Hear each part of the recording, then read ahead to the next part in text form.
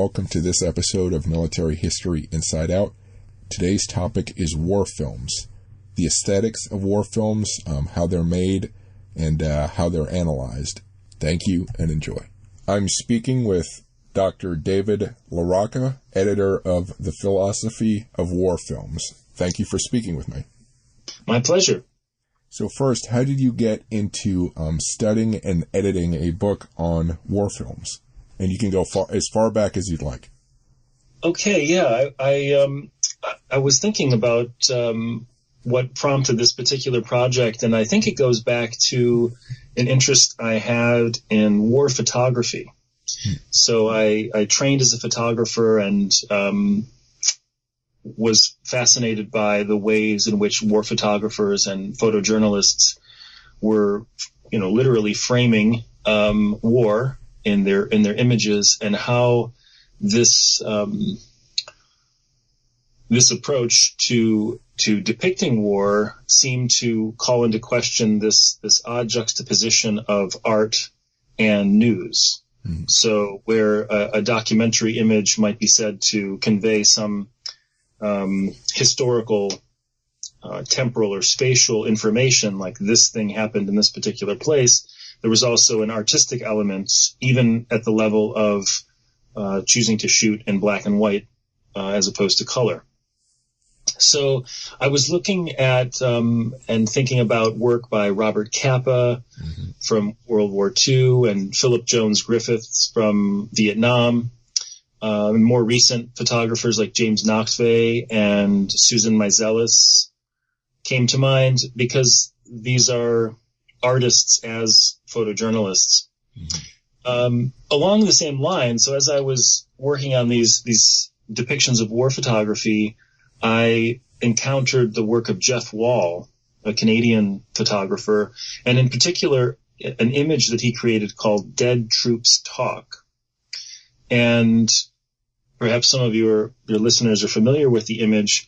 I don't mean to spoil it, but it's a fabrication, right? So it's a war photograph.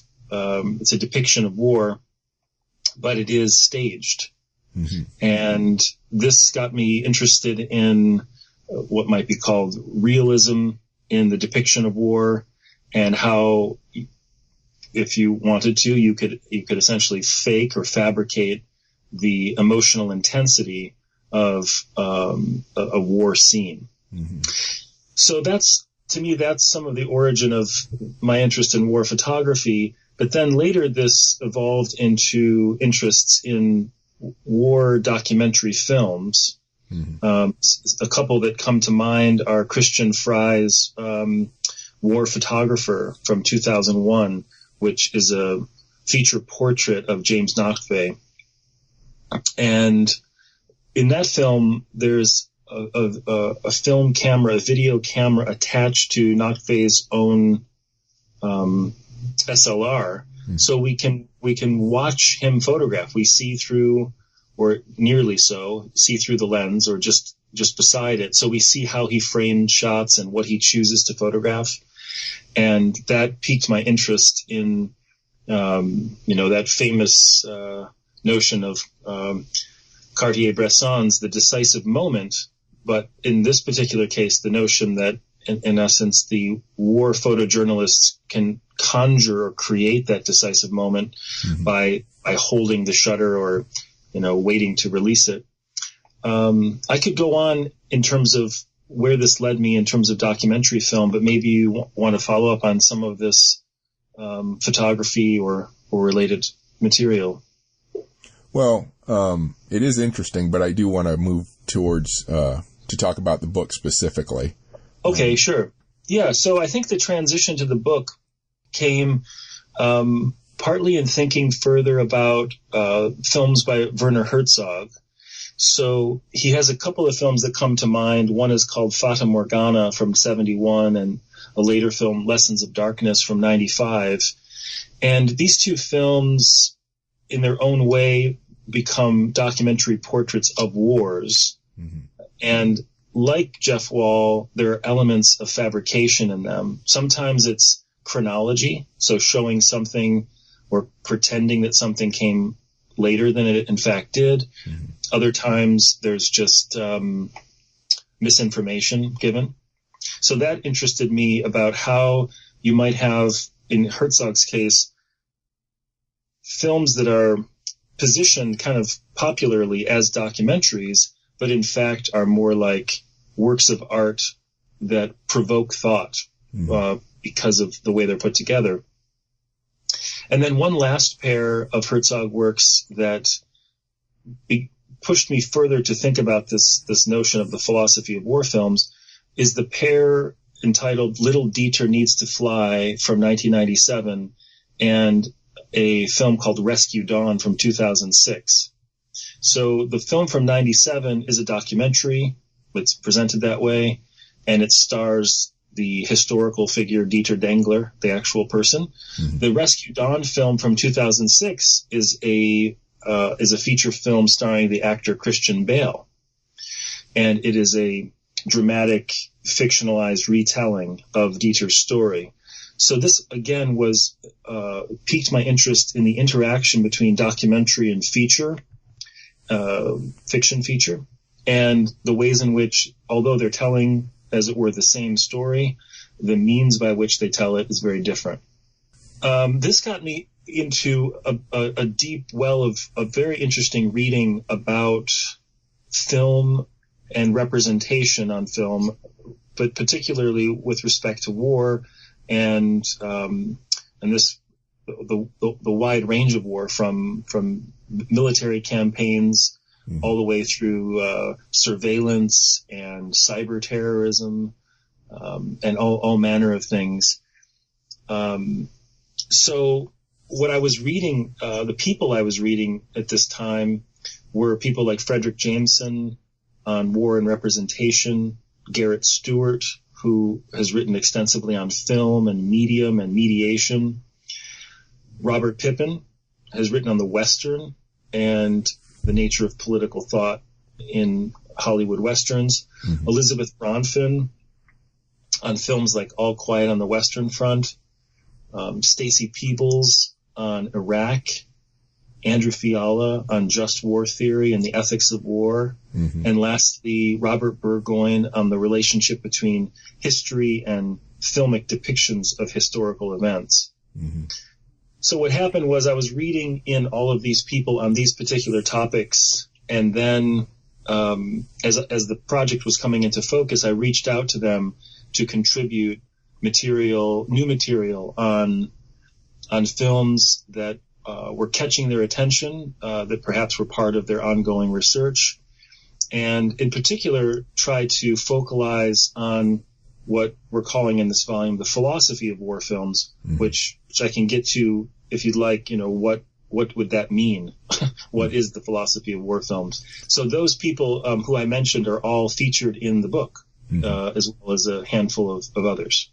So I was going to ask how do you break the book is in 4 parts. How did you choose the 4 different sort of themes you explore then within that, the philosophy of war idea?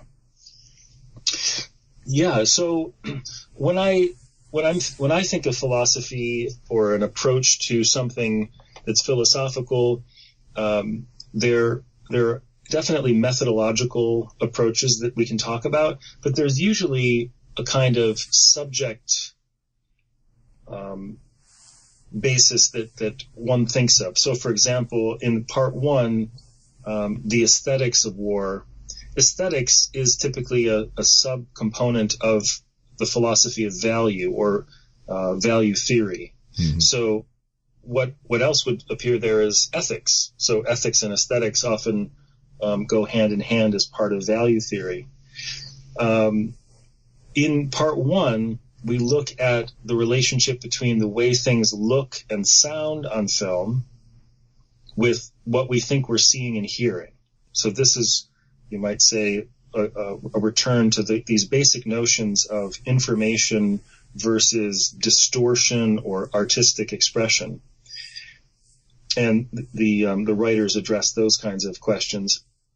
In the next part, the interest is quite focused on the nature of the self, the individual, in particular, but also how when we speak of the self, we're also speaking of bodies, human bodies that are in war. Mm-hmm. And in this section, the concern is that it's one thing to say, let's say you've gone on a trip, a vacation. You say, I went on this trip. But there's less of especially when it comes to memory, there's less of a concern with what the body did and more a question of what the mind remembers. Mm-hmm. And some of that can be somatic in nature. You can remember temperature or taste or elements of the environment. But again, it sort of shifts into a very cognitive space. And one of the things that's quite fascinating about war as a phenomenon is how embodied it is. And what we were interested in the second part was how that embodiment shows up on screen, where in effect we as viewers are unable to make contact with those bodies. So one of the concerns that we would have is that we're very regularly shown war films that feature tremendous amounts of casualties. The sort of the shock and gore of it all. Mm-hmm. And it's very hard to come to terms with the actual reality-based, you might say, effects of this. So this can also be especially trying when you watch a documentary, because you've switched out of that mode where you're saying, oh, it's just a set. These are just actors pretending to die. Mm-hmm. You've moved into this footage is presenting me with a world in which these people have been injured or these people have died. And so we as viewers and listeners are making what feels like contact, kind of visual sonic contact with bodies that at the same time, once you turn the screen off and turn the sound off, they're not there anymore. Mm-hmm. So that was the concern of the second part. The third part is focused on, you might say, ethical theory as it interacts with not just the management and the prosecution of war, but also the ethics of depicting war. Mm-hmm. So, one provocative statement would be, all war films are anti-war films, mm-hmm. which one probably means something like, well, if you've seen a war film, then you probably don't want wars to happen because it's so awful. Mm-hmm. At the same time, a lot of war films can be presented as invitations for more war. They glorify patriotism, heroism. They depict the enemy as truly as an object of hatred, or being worthy of being despised. Mm-hmm. So in those ways, they don't read as anti-war films. They read as invitations or excuses for war. So that takes us into the question of the ethics of having war films at all. Mm-hmm. What is it that they do? What are they for? Mm-hmm. And then the last part takes us into what philosophers would probably call metaphysics. That is the way in which war shapes reality, both personally for an individual soldier, but also culturally. In what sense does World War II exist for us today? It's a construct, it's a mental construct that at the same time, deeply informs the shape of our reality, of political institutions, of international relationships. Mm-hmm. And so although it's far in the historical past, it's also very, very immediate and present, from everything from the way we speak about what happened to the legacy of various effects of the war. And in this last section, we try to take on fairly grand notions, including the way in which war always takes place in nature. I mean, it can't help but do this. I suppose when we start talking about intergalactic warfare or something, or science fiction warfare, we may depart. But when we speak of just terrestrial war, the kind that's fought at sea and land and air, we are encountering the scene of war within nature as an ongoing process. So, in fact, the cover of the book is a still that reflects this. It's from The Thin Red Line, and you see that a railroad has been laid through a jungle, and there are soldiers and other people gathered. So there's a sense in which war is being imposed on a natural environment, and this also becomes a point for reflection, right? How does a soldier relate to the brutality of war on the one hand, but also the difficulty of trying to survive in nature? For example, in Vietnam, many Vietnam films try to give some sense of how physically demanding the natural environment was. Mm-hmm. So the things you've said, so there are two initial questions I have. The first is sort of about the viewers, maybe two parts to that. One is that I think I don't think any movie can be fully anti or pro-war. I think it's up to the viewer when they approach it, what they take away from it. If they like war, they're probably going to take the stuff they like from the movie or the show or whatever. If they're against it, I think they'll take away those elements. And then also I think, then you have viewers who have experienced war versus viewers who have not experienced war. And it's interesting to me, who is a movie really being made for in that regard? Obviously, the filmmaker wants to have as wide as an audience as possible, but it feels like those two types of audience members are going to take away different things. So I'm just curious if you could comment on that. Yeah, to take your second point first, this is something I address in the introduction to the book, because I'm interested in precisely the question you ask. I guess you'd say, who are these movies for, and also what are they for? So, for those who are not veterans, who haven't had any kind of military service, one of the things that I suggest or postulate in the introduction is the idea that for many people, in fact for most people, war films simply are what war is. So whatever visual and sonic content, whether it comes from a documentary or a fiction film, whatever people see is in total, you might call it a person's war experience. Mm-hmm. So if they've tended to watch historical documentaries with lots of footage from the front, that's going to shape their understanding of a historical event.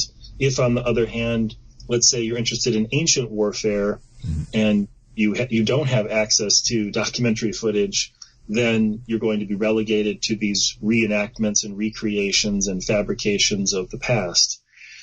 So I'm quite interested in this as a psychological point, which would fall in philosophical terms into questions about personal identity, about the nature of judgment, and what one believes is valuable in terms of human dignity, you might say.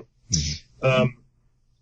I don't know if there's as it were an answer that will get us out of this question. It does feel more like an open question. Mm-hmm.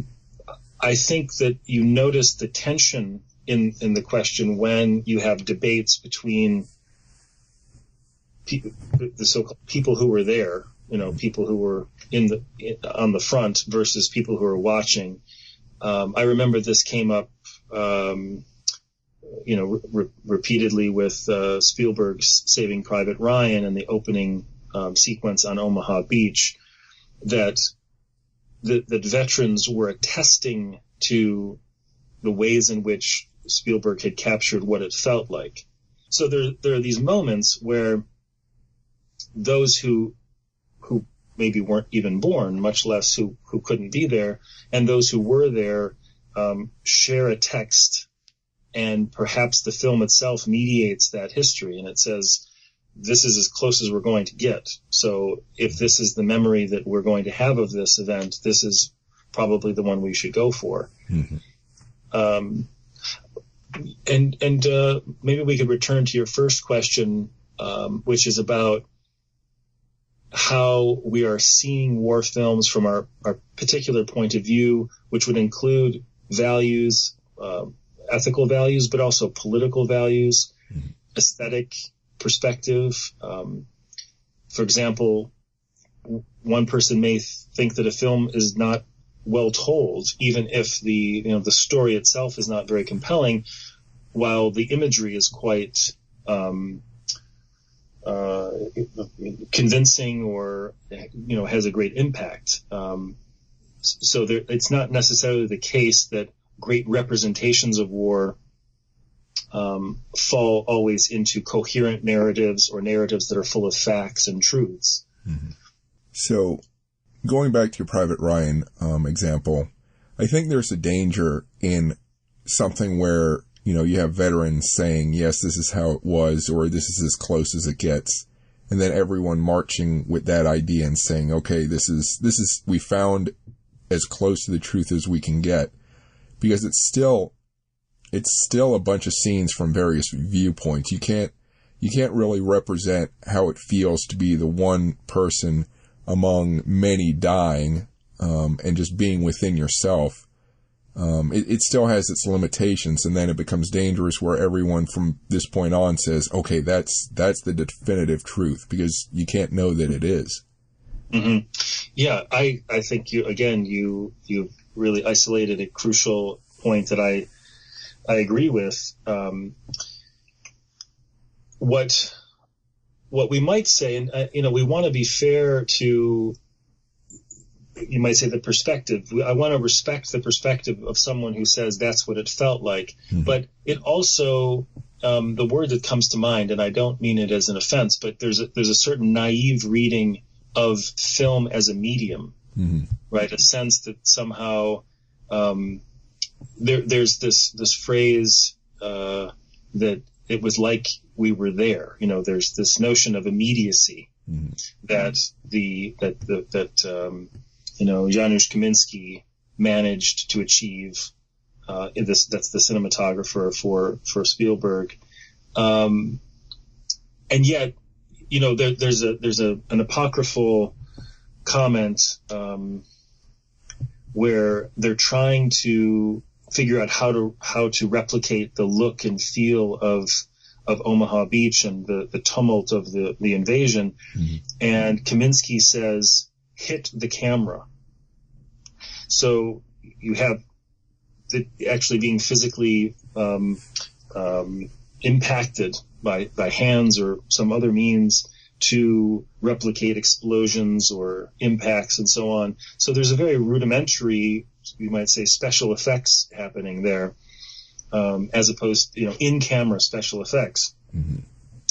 Another, I think, crucial anecdote also comes from Omaha Beach, and this takes us back to Robert Capa's photographs. So we know that Capa was on the beach that day photographing with I believe a rangefinder of some sort, and he sent the images to a lab that, from what I've learned, overheated them, basically melted them, and the sort of smeared and striated look of many of these images from Omaha Beach the look is due mostly to heat damage. It's not due to the focus or even the impact of anything on the camera, or for that matter, where Capa pointed his camera. Mm-hmm. And that kind of the graininess and the almost the atmosphere of the images is an accident of post-production, of the lab. Mm-hmm. So I think you're right on target to point out that for those who want to speak about the proximity to a real event, there's always going to have to be some skepticism left for the way in which media, whether it's film or sound, whether it's done with actors or with historical figures, is going to be in between us and that event. Mm-hmm. And this brings up another question or maybe issue I have with the aesthetics of war films, which is that, and again, we can take Private Ryan, but also other films that are based on true events, whether they're war or crime or what have you. They need drama to drive the story. So you have characters who are maybe more emotional or argumentative than they were in real life. You have war situations where they show more troops than maybe there were. There's more density of action as compared to maybe the real situation. And I think the problem there is that it obscures sort of the slow, quiet creep of death in war situations where things move much more slowly and less obviously, and still result in, the dismemberment and death of people.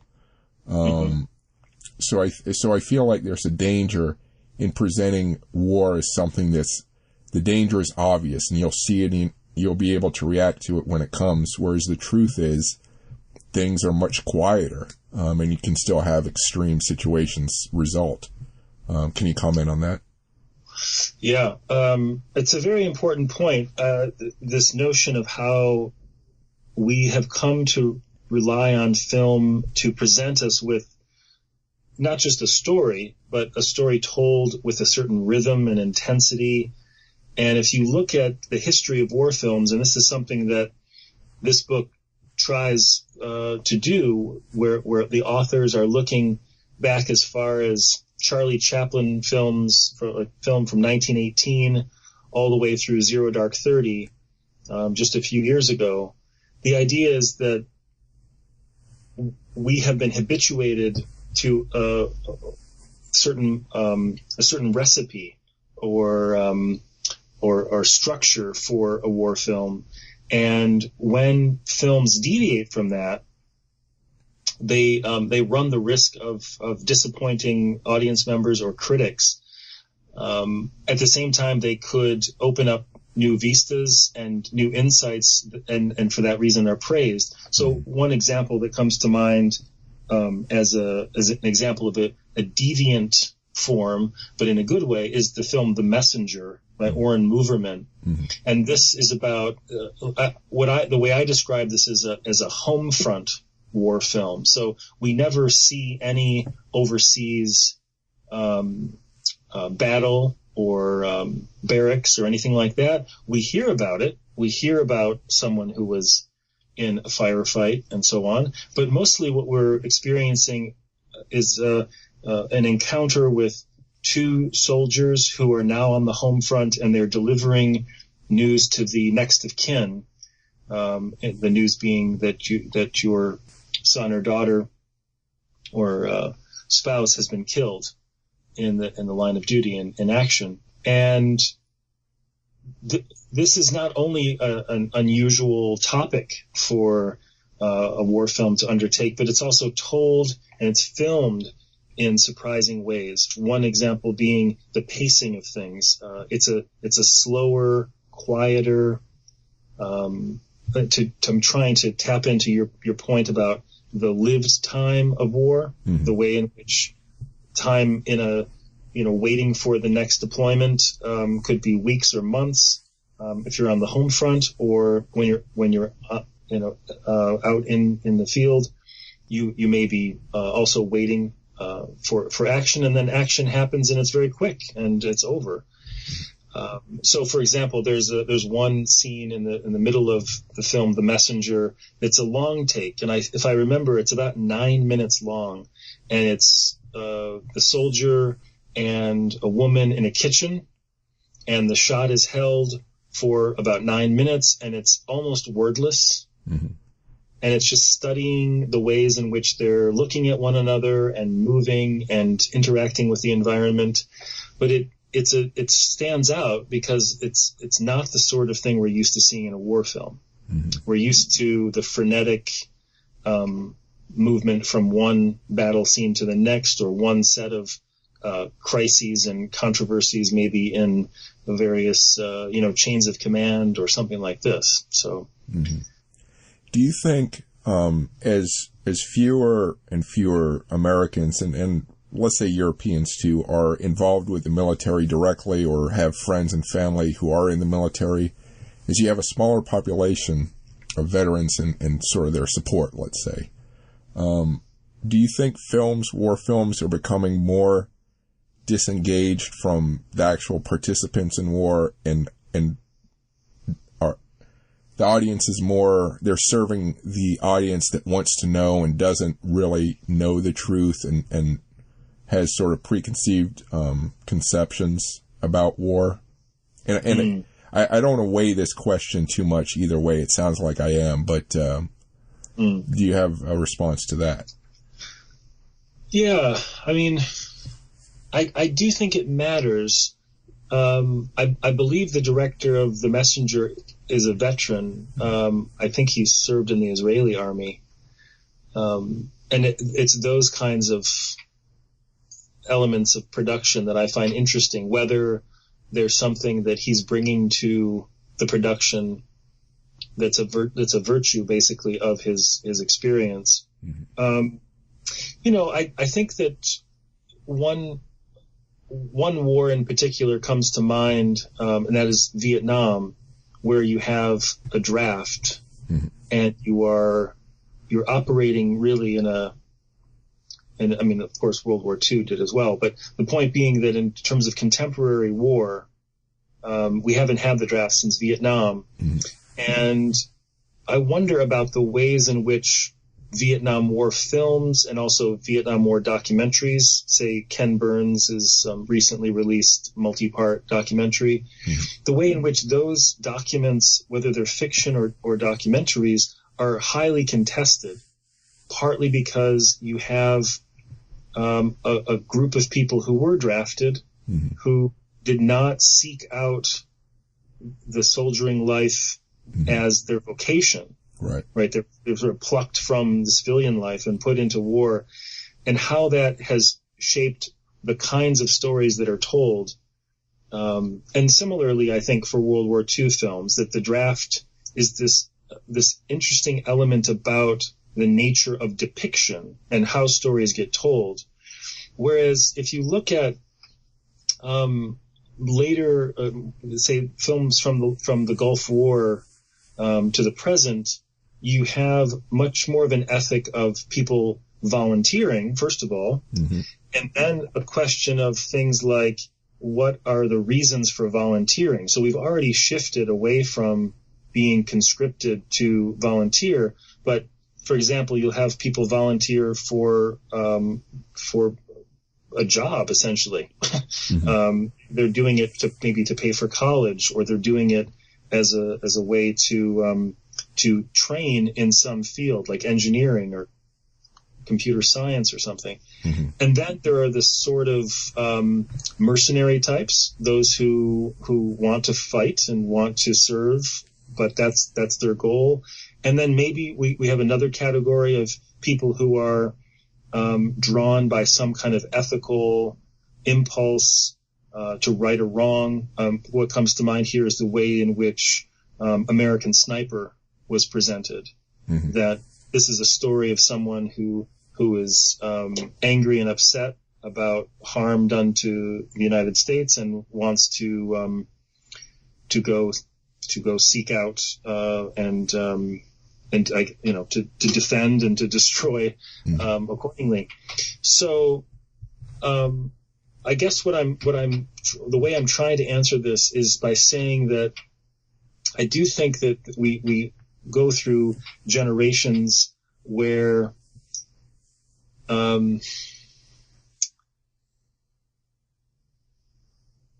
it's the role played by the ways in which people get into wars is going to affect the ways in which they speak about the films that represent them. Mm-hmm.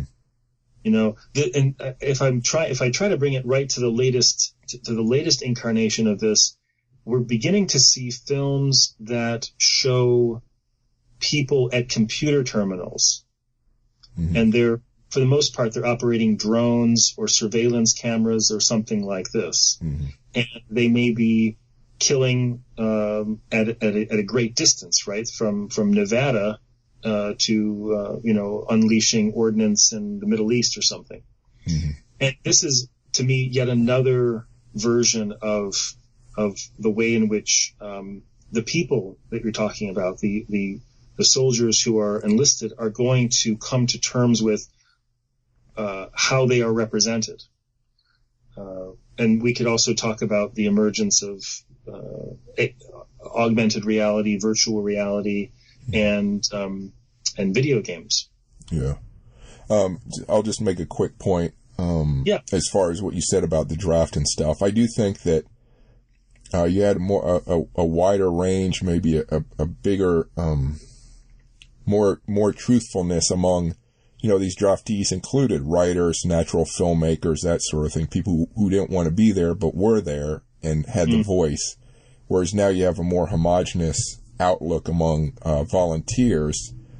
So I wonder if in our current wars, the most creative voices might be the war journalists, the people who, are perhaps, more inclined, they're more creative. I don't want to say that people who enlist or volunteer aren't creative, but you just have a smaller pool as compared to the past. So maybe wartime journalists, it feels like they're the current storytellers who, their works are made into the movies and whatnot. Of course, the American Sniper is an exception and a few others, but that seems to be the predominant storyteller right now. That's just the impression I get. Yeah. No, I think that there's a lot of history to be mined about the interaction between those who make the movies and those who are, as it were, undergoing the war experience. So, if you look back to World War II, the government enlisted some of the biggest names in Hollywood: Frank Capra, John Ford, George Stevens, John Huston. There were tremendous talent, people who were going and leaving their Hollywood work essentially to go to the front. Yeah.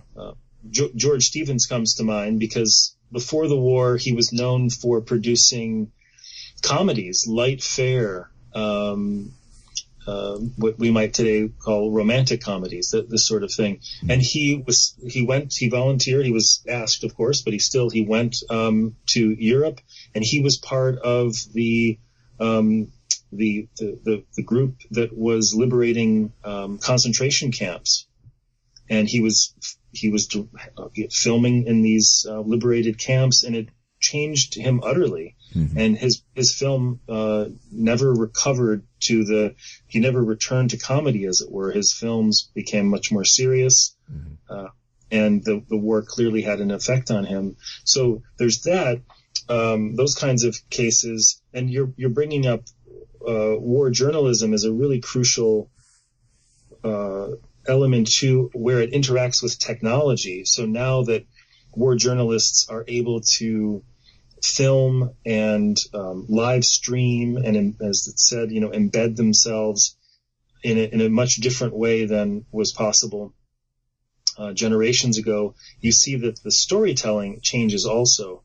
So one example that comes to mind is the remarkable documentary called Restrepo by Tim Hetherington and Sebastian Younger. And Hetherington, in fact, died as a war journalist a few years ago while in the line of serving as a war journalist.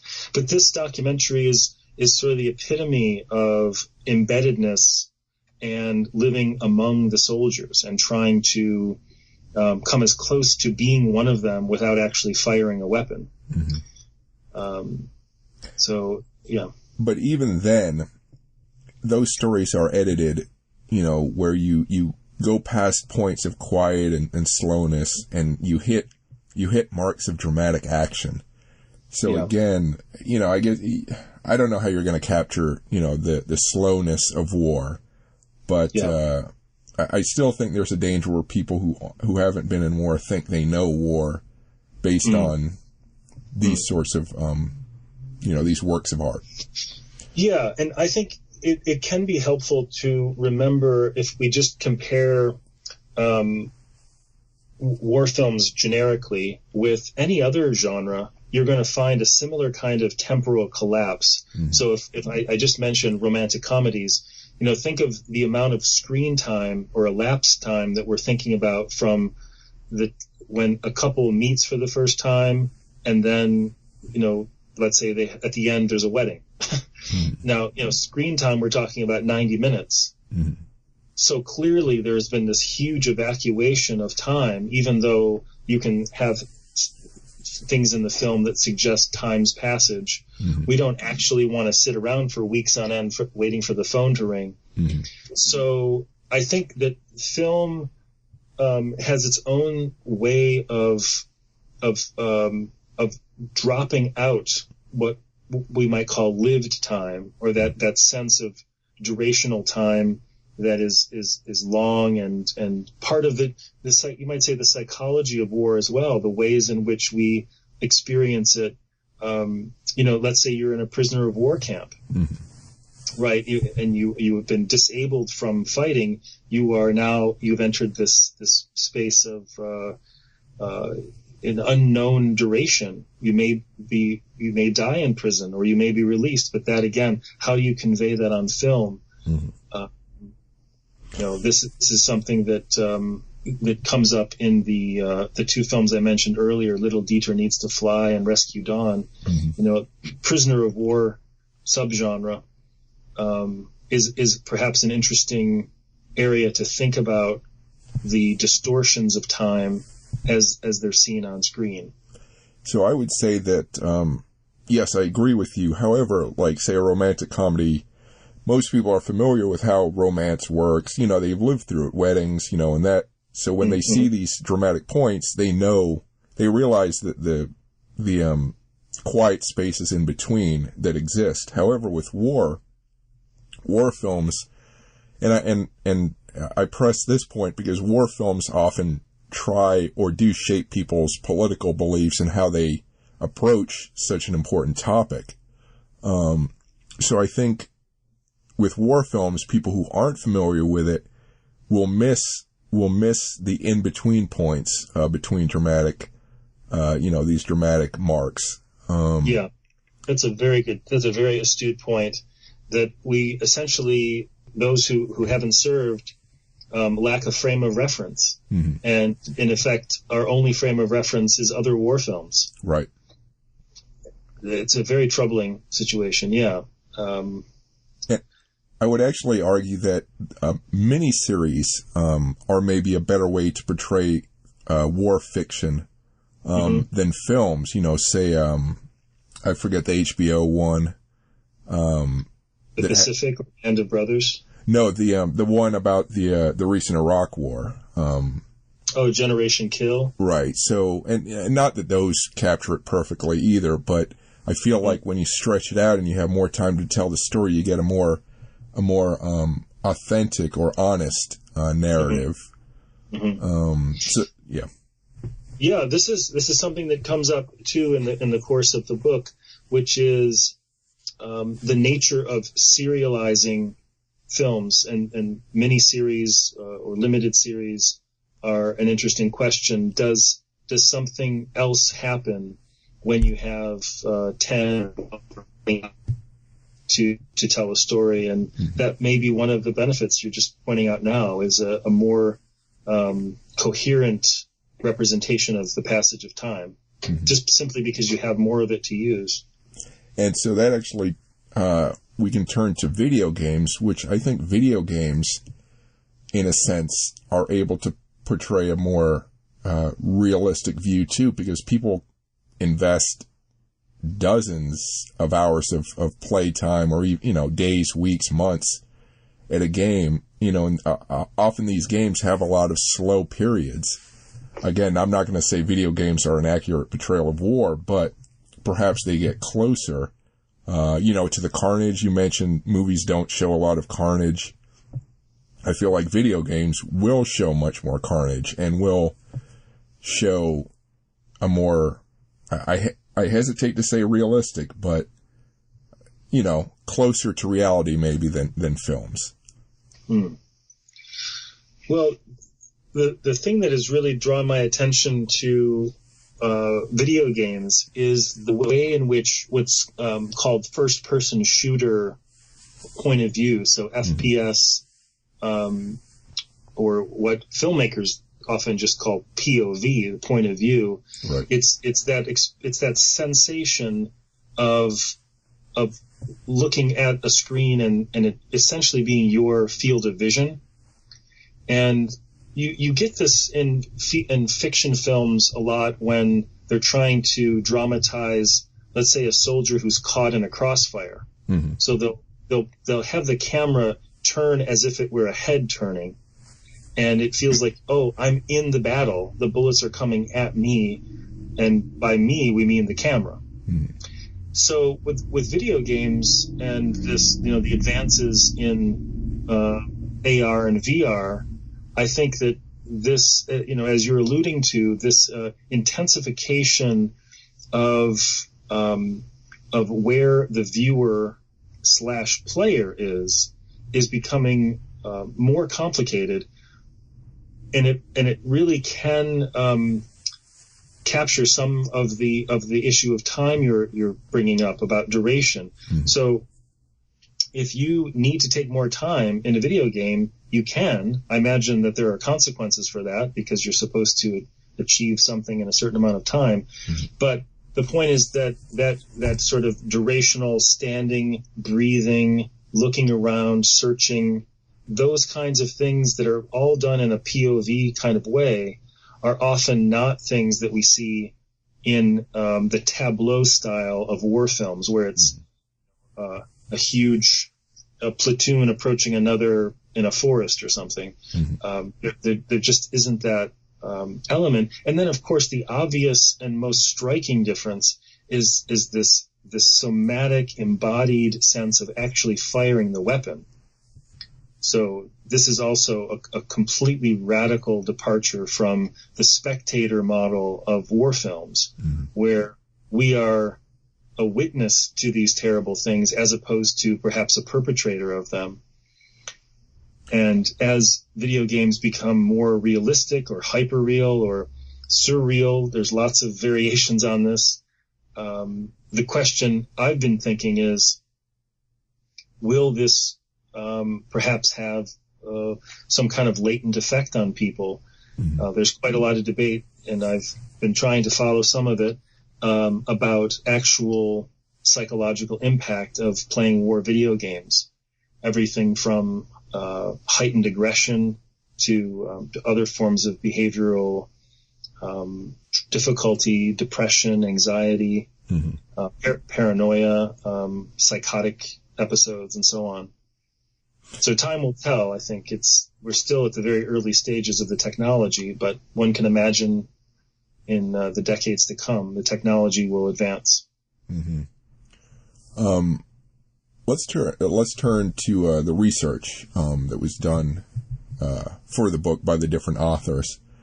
Was it?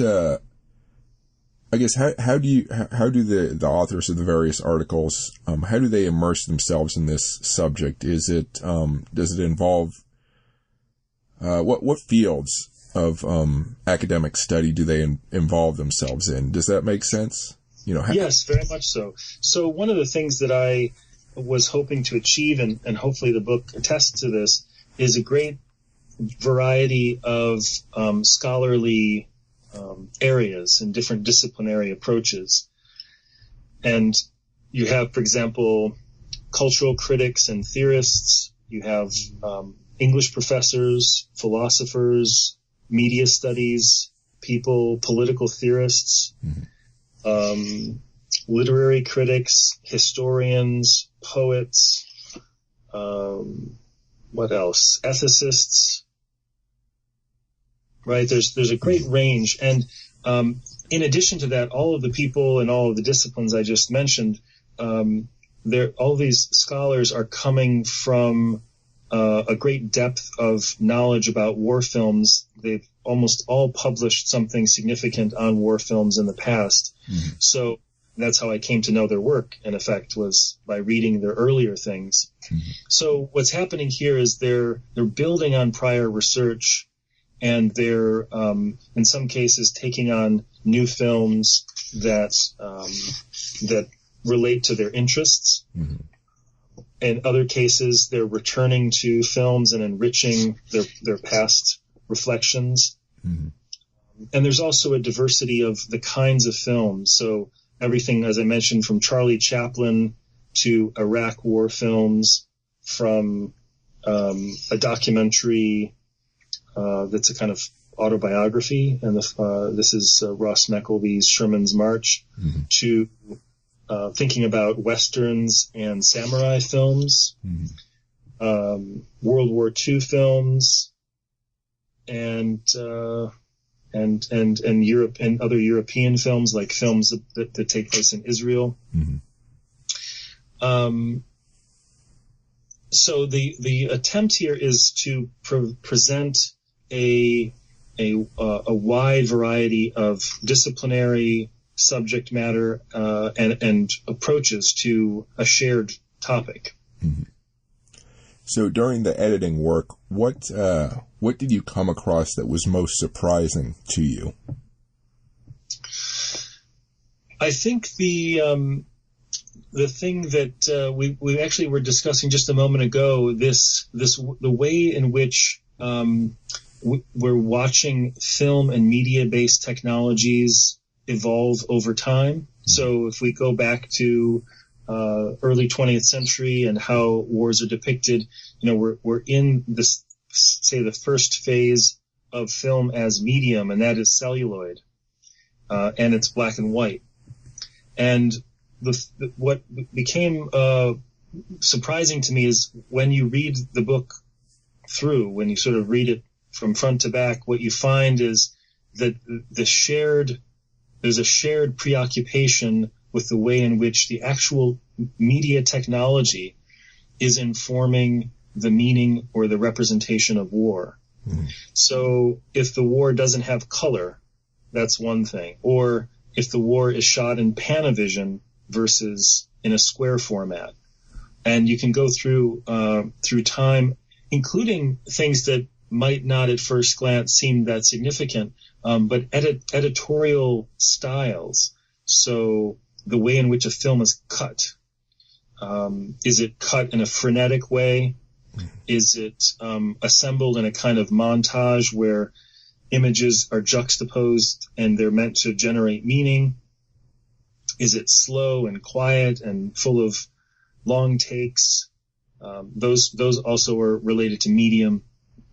And I think that with all of these philosophical preoccupations, like the aesthetics, the ethics, the metaphysical, we see how technologies affect our reading of all of these things. Mm-hmm. As we move now into films that are fully digital, in many cases recorded in 3D, and then pushing even further into the VR and the AR, where we may get to a point where we're in a kind of immersive environment where we can look in a 360 degree panoramic like space and find ourselves either, you can imagine being set up as a soldier, mm-hmm. with a full equipment and a gun in hand and a helmet, but you could also imagine being some bystander in a war torn region, mm-hmm. and your goal is to hide or duck and cover. And are there reasons to use these for educational purposes? Would these be useful for soldiers in training to have a sense of what it's like to face a person coming at them, who's in full military equipment, and would that change their response to the unarmed civilians they see?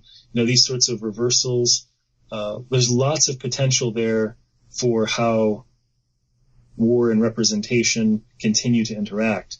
So I think that's what's been most surprising, and it has also left the project very much open-ended for me. Mm-hmm. I continue to write about these things, and have been working on this sort of next phase of the ways in which technology is influencing our thoughts about the representation of war. Mm-hmm. So what do you hope the book will do? Well, now that it's in paperback, I hope it will find its way to more readers. Mm-hmm. I think, the main inspiration for the book is really to generate thoughtful conversation about war films. Mm-hmm. And having some orientation in the history of philosophy, I think, can be quite helpful, because it provides a language that people can borrow and make their own. Mm-hmm. And help them articulate what they think about war films that have been made, but also as they emerge. This could become a bit of a companion for those who like to watch war films or who like to compare war films with other films. In the introduction, for example, I point out the ways in which there are other genres that often will borrow war as a framing device. So it will be a dramatic love story, but it will take place with war kind of at the edge or the periphery of the film. And there's something about the gravity of that, the intensity, the sense of danger and risk that prevails. And yet really what you're watching is a love story. Mm-hmm. So as one becomes attuned to war films and the traits that are most common, hopefully there's just that sense of a greater literacy, an ability to say what's working and what's not, and why that's important. Mm-hmm. So I'm not sure when the hard cover came out, but can you discuss any issues you had finishing or getting the book published and how you overcame those? The hardback came out in 2014, and the paperback was just released this month in 2018. Mm-hmm. So I'm very fortunate to be involved with this series that is edited. The series editor, Mark Conard. Mm-hmm. And I've had it's called The Philosophy of Popular Culture. Mm-hmm. And the War Films book is the second of 3 books I have in the series. I also have a book on Charlie Kaufman, mm-hmm. and more recently a book on the philosophy of documentary film. And so in terms of finding a home for this work, I felt very fortunate that the series editor, as well as the publisher, were very receptive to this subject. Mm-hmm. And the University Press of Kentucky, which published this film, also has a very strong library of books about war and film and history. Mm-hmm. So this fit nicely into their one of their strong portions of their list. Mm-hmm. So you touched on some of what you're studying now. What's your next? What do you think your next writing project will be? What do you think you'll have coming out next? Or editing, writing or editing. Yeah, for editing. It looks like the next project will involve further work on the philosopher Stanley Cavell, mm-hmm. who died this summer, and now whose work is we're transitioning now into assessing his legacy in a different way. So that's where my thoughts are these days. Mm-hmm. Okay. Where can people find the books you've worked on, and also your thoughts? Do you have social media presence? Well, in terms of finding me, the easiest way is just my name.org, so davidlarocca.org, mm-hmm. and there's various contact information. I don't have any social media presence. Mm-hmm.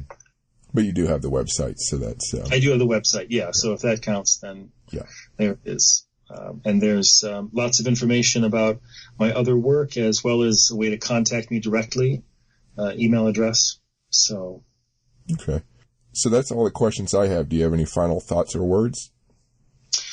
Just to thank you for your interest and your time, and to reach out to the audience who's also shared this time with us. I really appreciate your attention. Thank you. All right, cool. Well, thank you.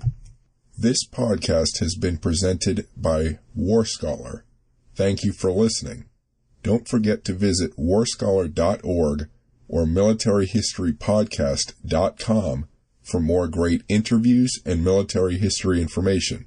Your visits help support this podcast. One of the best ways to provide feedback for this podcast is to rate me on iTunes. Please give me a good rating if you liked it, or feel free to give me a bad rating if you didn't. I'll use that feedback to make this a better podcast. You can also follow me on Instagram under Cris Alvarez War Scholar. That's Cris without an H, C-R-I-S. On Facebook under War Scholar, on YouTube under War Scholar 1945, and on Twitter under War Scholar. Thank you, and I hope you return to this podcast for more great military history.